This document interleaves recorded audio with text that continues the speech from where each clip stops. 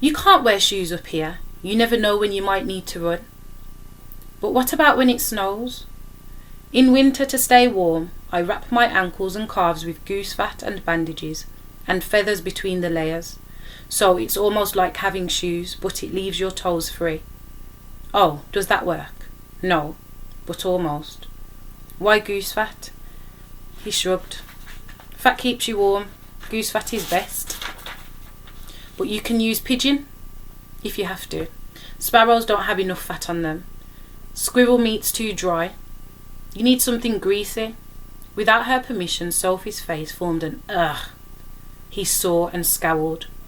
I never said it was nice, but it helps. Let's go. Are you ready? Sophie checked the laces round her waist were tightly knotted. Then, Matteo, she said, where did you learn all this? Accidentally, mostly practice. Matteo lifted his shirt. A purplish scar ran from his belly button to his rib cage. Trial and error. My God, how did you do that? Falling on a weather vane. And this one, he showed her a bruise, still a fresh green, on his shoulder, when I fell onto a chimney pot. Does it hurt? Of course, he shrugged. We bleed more often than most people. It's not the end of the world. Oh, then she said, Matteo, quoi? Who is we? The look in his face was so different, so suddenly that Sophie stepped back. Me, he said. I said me. Matteo took off again. This time, when he reached the gaps between rooftops, he jumped without waiting for her or looking back.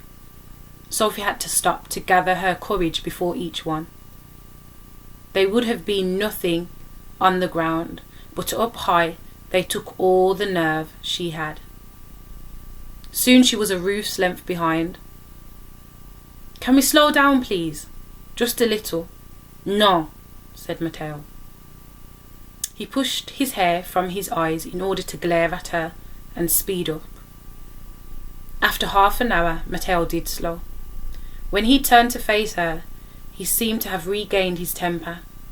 He said, This is the last gap. It's the next building.